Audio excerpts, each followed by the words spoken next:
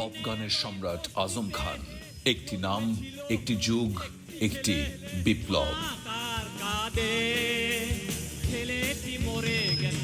70-এর দশকের উত্তাল সময়ে স্বাধীনতা উত্তর বাংলাদেশের স্বপ্ন আর সংগ্রামের ভেতর তিনি গিটার হাতে দাঁড়িয়েছিলেন এক নতুন সুরের বার্তা নিয়ে। তাঁর কণ্ঠে শহরের অলিগলির গল্প, তরুণদের হৃদয়ের স্পন্দন আর ভালোবাসা বেদনার সহজ অথচ শক্ত ভাষা ধ্বনিত হতো। পাশ্চাত্য রকধারার সঙ্গে বাংলা ভাষার মাটির ঘ্রাণ মিশিয়ে তিনি সৃষ্টি করেছিলেন এক অনন্য সঙ্গীত ধারা, যা আজও প্রজন্মকে নাড়া দেয়। আজম খান ছিলেন মঞ্চের প্রাণ, তরুণদের অনুপ্রেরণা আর স্বাধীন চেতা শিল্পী সত্তার প্রতীক।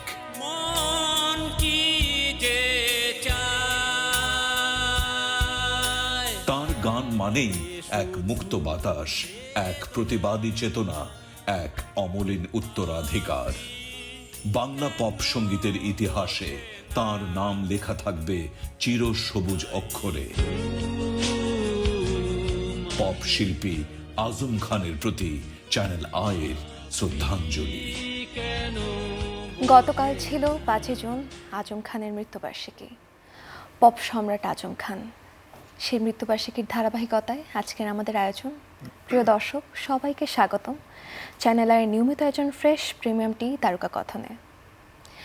আজম খান একটি বিপ্লব, একটি নাম, একটি ইতিহাস, এবং সেই নামের সাথে রয়েছে তার অনেক গানের স্মৃতি, মুক্তিযুদ্ধের স্মৃতি। আজ আমাদের এই স্টুডিওতে অতিথি হয়ে এসেছেন ব্যান্ড তারকা ফুয়াদ নাসের বাবু, এসেছেন আজম খান তনয়া, অরণি খান, এসেছেন উচ্চারণ ব্যান্ডের অন্যতম মেম্বার পার্থ মজুমদার। আপনাদের সবাইকে অনেক স্বাগতম। প্রথমেই চলে যাব ফুয়াদ নাসের বাবুর কাছে। আজম খানকে কতটা উপলব্ধি করতে পেরেছেন এই জীবনে এবং কতটুকু কাছ থেকে তাকে পেয়েছেন?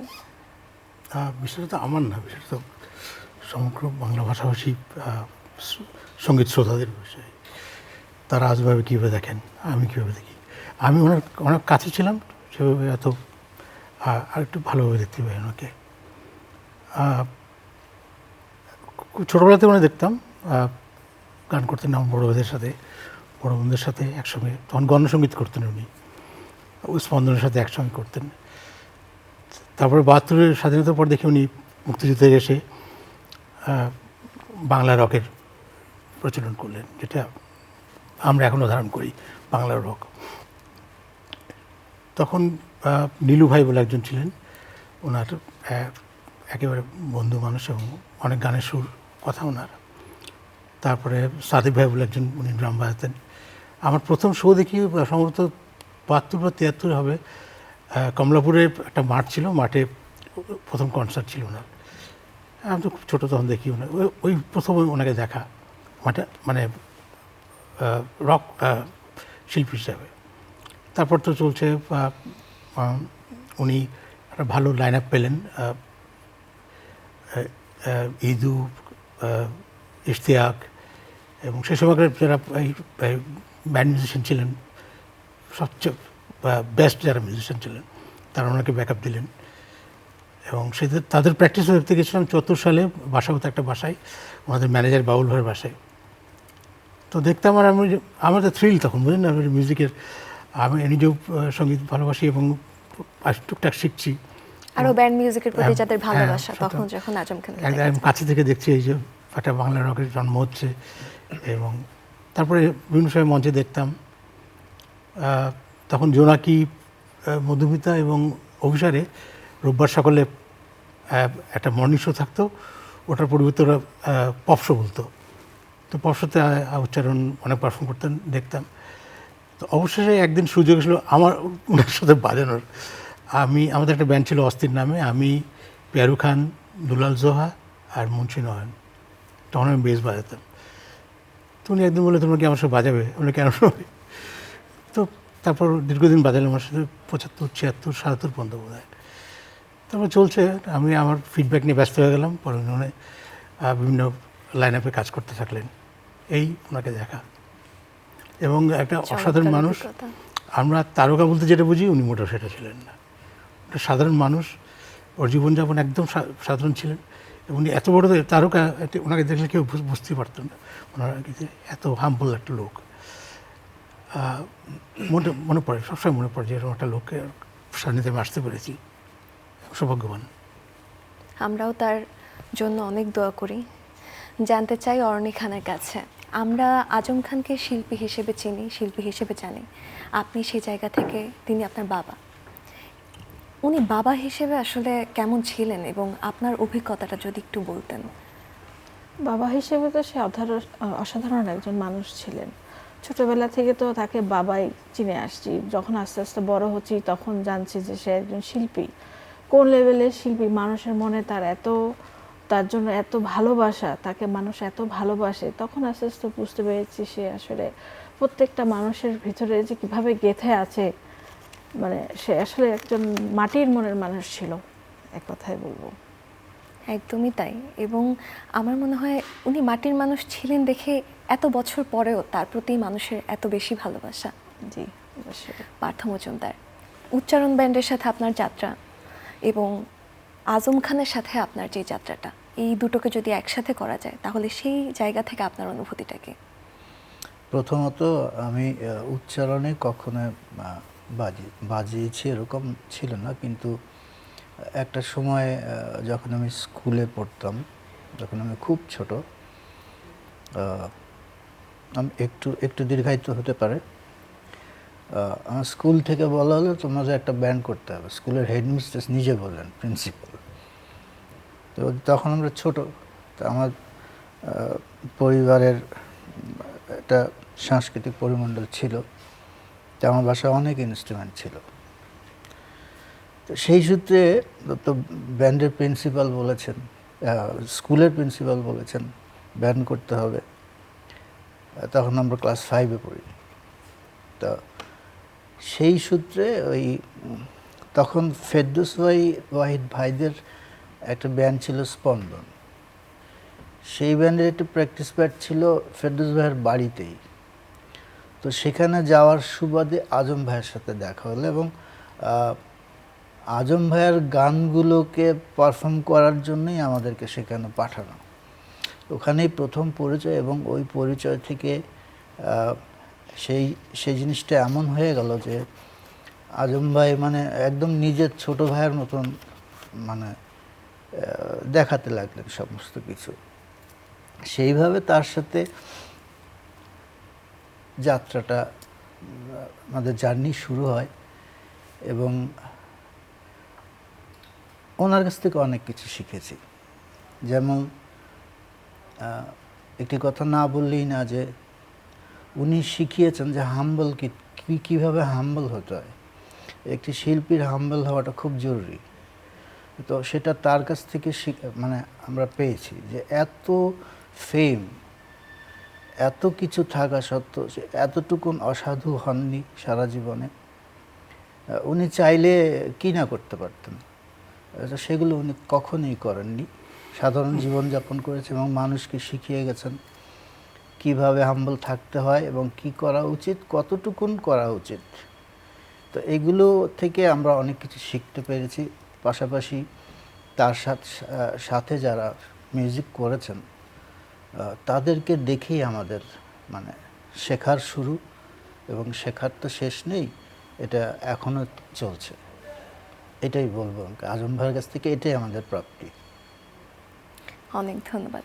ফুয়াদ নাসির বাবুর কাছে জানতে চাই, এই যে মুক্তিযুদ্ধের সময় থেকে শুরু করে 2026 সাল পর্যন্ত এখনও একটা মানুষকে নিয়ে এইরকম ক্রেজের কারণ, এবং আমার একটা প্রশ্ন সবসময় থাকে যে তার কণ্ঠে আসলে কি ছিল? কারণ আপনারা সামনাসামনি তার গান শুনেছেন, তো অবশ্যই গানে কোনো একটা জাদু ছিল। তো সেই জাদু মন্ত্রটা কি বা কি ছিল তার গানে? আমার মনে হয় গানের থেকে বেশি আমার ব্যক্তিত্বটা। উনি যখন মঞ্চে দাঁড়াতেন, আমার মনে আছে মানে গান শুরু করেননি, পুরো হল শুরু লোকজন হইচই করতো এবং গান শুনতো। এবং আমি ওনার মৃত্যুর পরে এক জায়গায় আমি বলেছি যে উনি কিন্তু, আমরা যেদের বড় শিল্পী মনে করি, ধরেন আমাদের বড় শিল্পী, উনি ওই কাতারে পড়েন না।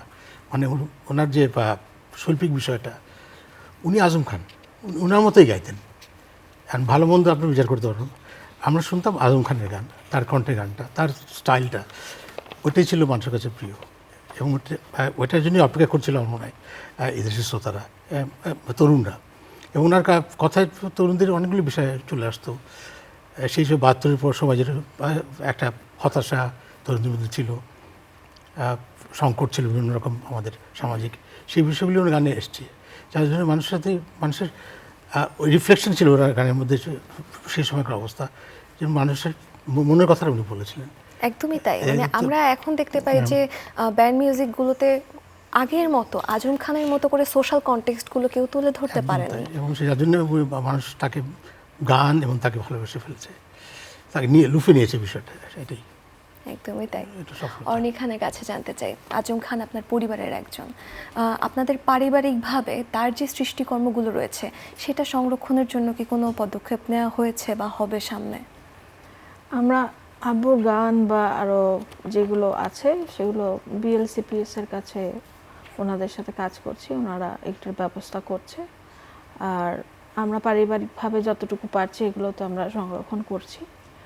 তো এই তো, কিন্তু আসলে প্রত্যেকটা আর্টিস্টের যারা মারা গিয়েছে বা এখনও যারা জীবিত আছে তাদের জন্য আসলে একটা স্টার গ্যালারি হওয়া উচিত, যেখানে সব স্টারদের যারা বেঁচে আছে বা মারা গিয়েছে তাদের সব কিছু ওখানে থাকবে। ইভেন তাদের পরিবার থেকে বা যারা দর্শক বা যারা আছে সবাই ওই গ্যালারিতে দেখতে পারবে তাদের কাজ, তারা কি করেছে, তাদের গান বা বিভিন্ন জিনিস বিভিন্ন। তো সরকারের কাছে আমার এটা একটা রিকোয়েস্ট, যাতে একটা উদ্যোগ নেয় সরকার, একটা স্টার গ্যালারি যাতে করে, যারা থাকবে না, বেঁচে থাকবে না, তাদের ইয়েগুলো যাতে, জন্মগুলো যাতে থেকে যায়, মানুষের কাছে যাতে পৌঁছায়। একদমই তাই, আমরাও সেটাই চাই, যেন তার সৃষ্টিকর্ম বেঁচে থাকুক, প্রজন্ম থেকে প্রজন্ম ধরে সবাই সেই সৃষ্টিকর্মগুলো দেখে। দর্শক, আজম খান চ্যানেল আইয়ের অত্যন্ত ঘনিষ্ঠ একজন অঙ্গ ছিলেন, যিনি তার গানে, তার সুরে, প্রত্যেকটি আয়োজনেই তিনি আমাদের দেশকে ফুটিয়ে তুলেছেন, দেশে এবং দেশের বাইরে। এখন আমরা দেখে আসবো দেশের বাইরে তার একটি পারফরমেন্সের অংশ।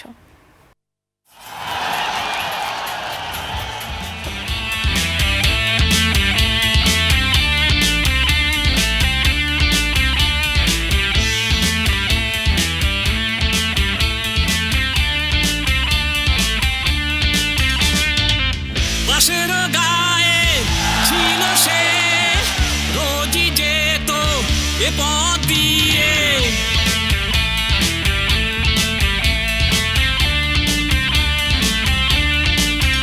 ওরে সালেকা, ওরে মালেকা, ওরে সালেকা, ওরে মালেকা, ওরে ফুল বান পারলি না বাঁচাতে। ওরে সালেকা, ওরে মালেকা, ওরে সালেকা, ওরে মালেকা, ওরে ফুল বান পারলি না বাঁচাতে। ওরে সালেকা, ওরে মালেকা।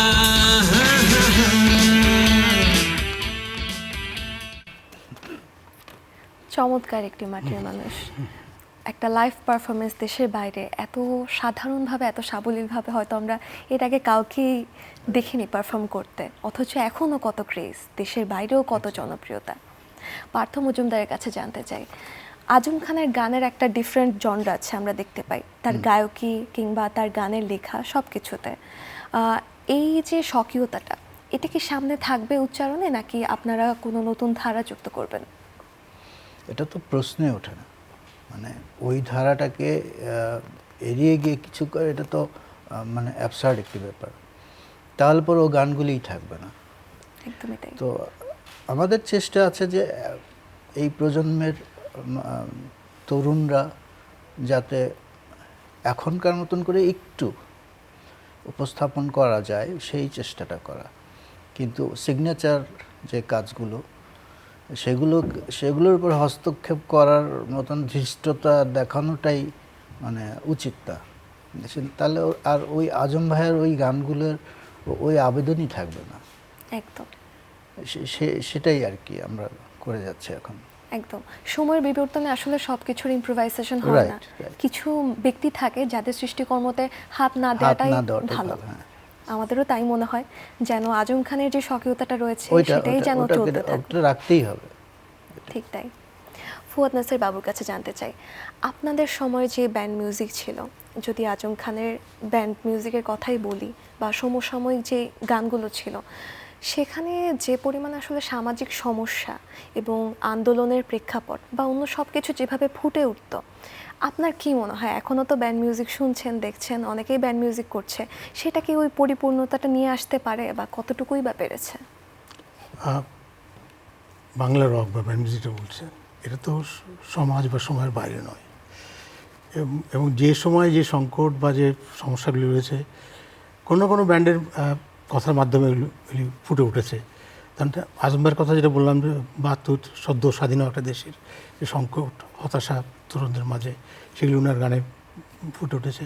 পরবর্তীতে আমরাও যেমন করেছি, আমরাও সামাজিক সমস্যাগুলি চেষ্টা করে তুলে ধরে, মানে প্রেম ভালোবাসার বাইরেও এগুলি তুলে ধরার চেষ্টা করেছি।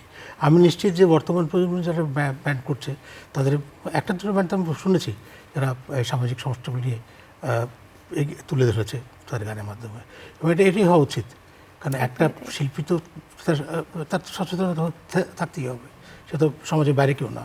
সুতরাং তার গানে অবশ্যই এগুলি ফুটে আসবে সামাজিক বিষয়গুলি। ঠিক তাই। শিল্পকর্ম যদি মানুষকে সুন্দর মানুষ হিসেবে তৈরি করতে সাহায্য না করে, তাহলে তার পরিপূর্ণতা পাওয়া যায় না। সমাজের বাইরে কেউ না, সে শিল্পকর্মটা করছে মানুষের জন্য, সাধারণ মানুষের জন্য।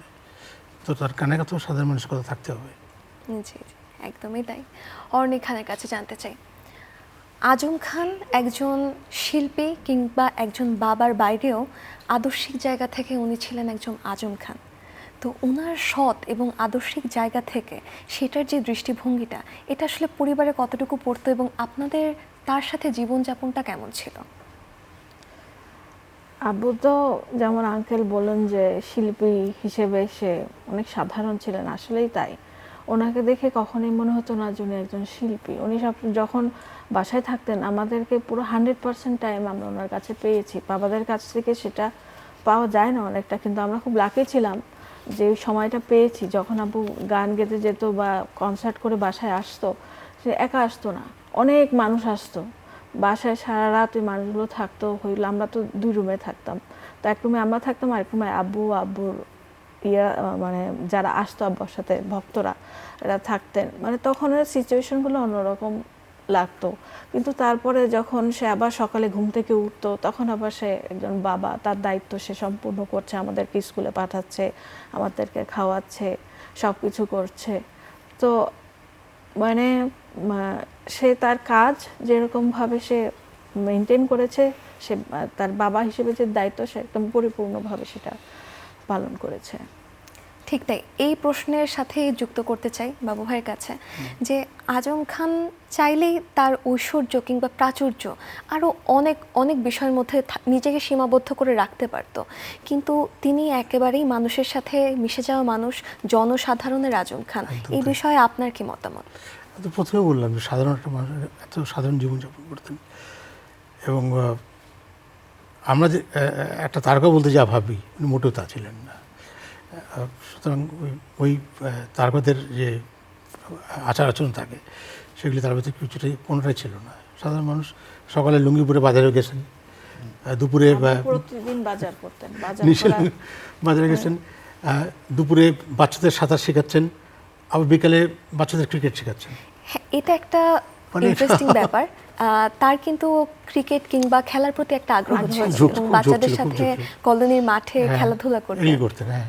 মহামাডানে আব্বু খেলা করেছে অনেকবার। মহামাডান ওখানে 2 বছর ক্রিকেট খেলেছিল।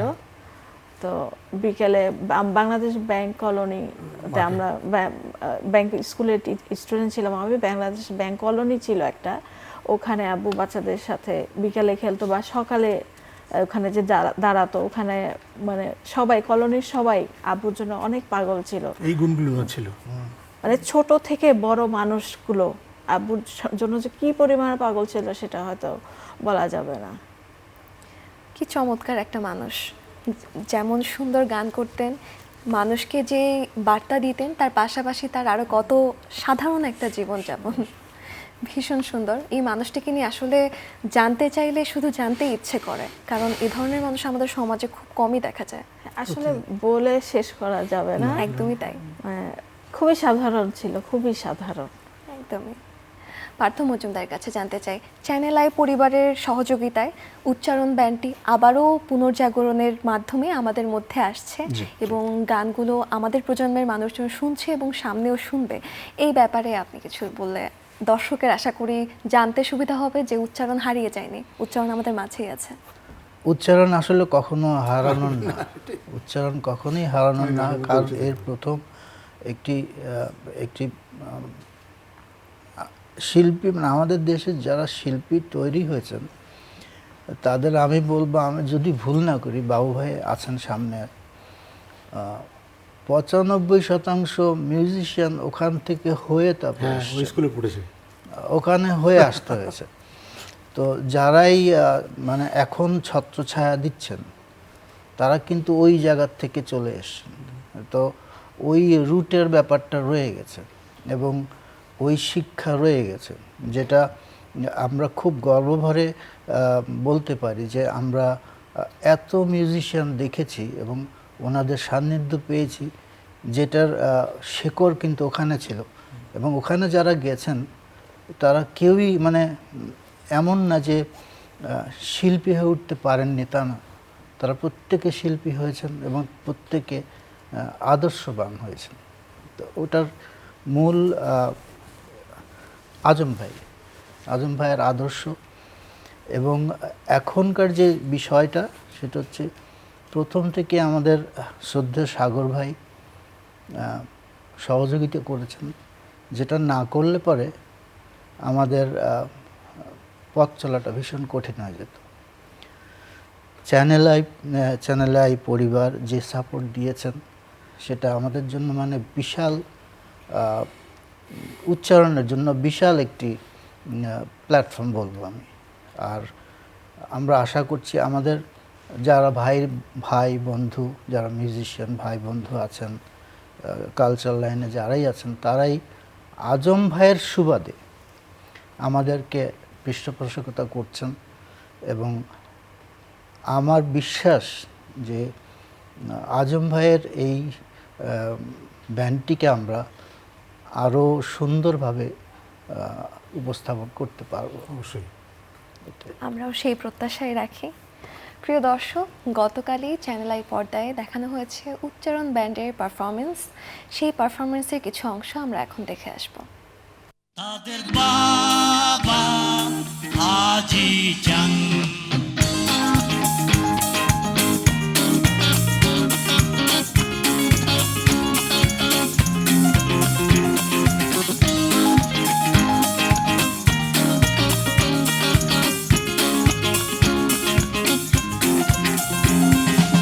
আলালো দুলাল, আলালো দুলাল, আলালো দুলাল, আলালো দুলাল, তাদের বাবা হাজি চান, চাঙ্গার ফুলে প্যাডেল মেরে পৌঁছে বাড়ি।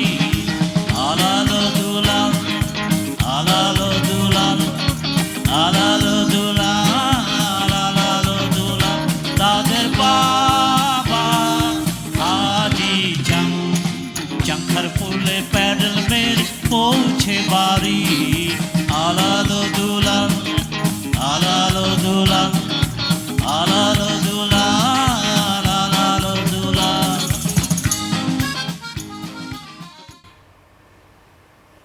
চমৎকার পরিবেশনা, সেই আগের সুর, আগেরই গান। মানুষটি নেই কিন্তু তার শিল্পকর্ম বেঁচে আছে তার ব্যান্ডের মাধ্যমে। ফুয়াদ নাসের বাবুর কাছে জানতে চাই, এই যে উচ্চারণের আবার রিফরমেশন, আবার আমাদের কাছে নতুন করে ফিরে আসা, এই বিষয়ে আপনার মতামত কি এবং এই ব্যান্ডের প্রতি আপনার পরামর্শ কি থাকবে? খুবই প্রশংসনীয় ব্যাপার। তারা উচ্চারণের গানগুলিকেই ধরে রাখছে। এবং পার্থ যেভাবে বললো যে অবিকল যেভাবে আজম ভাই গাইতেন বা যে সঙ্গীত আয়োজন ছিল সেটাই তারা উপস্থাপন করবে সেভাবে। এবং অনেক অনেক শুভকামনা রইল। এবং সেই সাথে চ্যানেলকে ধন্যবাদ যে তাদের সহযোগিতা এগিয়ে আসছে। আমি বিশেষ করি যে আজম ভাই এমনিতে আমার মনে বাঁচবেন, ওনারা আরও বাঁচিয়ে রাখবেন আজম ভাইকে। সেটাই। একদমই তাই। আপনাদের আশীর্বাদই হচ্ছে। না, সবসময় শুরু করা হলো।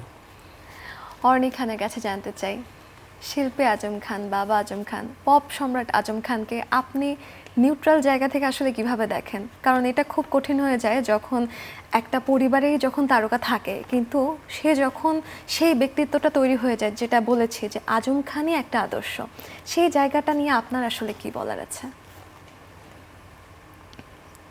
আসলে আগেই তো বললাম যে আব্বা তো সব দায়িত্ব, সেটা গানের ক্ষেত্রে হোক, তার প্রফেশনালিজম হোক বা বাবা হিসেবে হোক, সে আদর্শটা সবসময় মেনটেন করে আসছে। তো আমাদের কখনো ওই জায়গাটায় কোনো প্রবলেম হয় নাই যে আব্বা তুমি আমাদেরকে সময় দিচ্ছ না, বা তুমি ওখানেই আছো, তোমার কাছে আমরা যা চাই সেটা পাচ্ছি না, সেটা কখনোই হয় নাই। তো সবগুলো আব্বু প্রপারভাবেই ম্যানেজ করেছিল। তো যার কারণে আসলে সে মানে আসলে যে একজন সে আদর্শবান মানুষ ছিলেন, ওনার থেকে অনেক কিছু শেখার ছিলেন। আমরা ফ্যামিলি থেকেও তার কাছ থেকে অনেক কিছু শিখেছি। আঙ্কেল তো বলেছেন, বাবু আঙ্কেল বললেন বা পার্থ আঙ্কেল বললেন যে একজন আদর্শ মানুষ হিসেবে তার থেকে অনেক কিছু শিখে আসছে, তার কাছে অনেক কিছু শেখার ছিল। তো আমরা ছেলেমেয়েরা তার কাছে থেকে অনেক কিছুই শিখতে পেরেছি। সে একজন মুক্তিযুদ্ধ ছিলেন, তার থেকে সবচেয়ে বড় জিনিস শিখেছি সেটা হচ্ছে কিভাবে জীবনে সংগ্রাম করতে হয়। আর সে দেশের জন্য যুদ্ধ করেছে, আমাদেরকে সেগুলো শিখিয়েছে, বলেছে, অনেক ঘটনা বলেছে যুদ্ধের। তারপরে তার বিভিন্ন গানের কনসার্টের বা বিভিন্ন মজার মজার কাহিনী বলে। আব্বু একটু রিজার্ভ টাইপের ছিলেন, কিন্তু আমার সাথে পুরো বন্ধুর মতো ছিলেন। আমি সবচেয়ে ছোট মেয়ে, তো আমি আব্বার সবচেয়ে কাছের মানুষ ছিলাম। তো মানে আসলে এটা বলতে গেলে এটা অনেক বড় হয়ে যাবে। তো আসলে তার আদর্শ বানিয়ে আসলে মানুষকে টেনেছে তার কাছে। তো এই তো। অনেক অনেক ধন্যবাদ অর্ণি খান আপনাকে। পার্থ মজুমদারের কাছে জানতে চাই, এই যে রিফরমেশন উচ্চারণ ব্যান্ডের এবং যারা এখন মেম্বার আছে, তাদের আসলে ওই ব্যান্ডটার প্রতি ডেডিকেশনটা কতটুকু, এবং আপনাদের প্র্যাকটিস সেশনটা কোথায় হয়, কিংবা আপনাদের প্র্যাকটিস প্যাডের অভিজ্ঞতাটা, আজম খানকে নিয়ে স্মৃতিচারণ, সব কিছু যদি একটু বলতেন।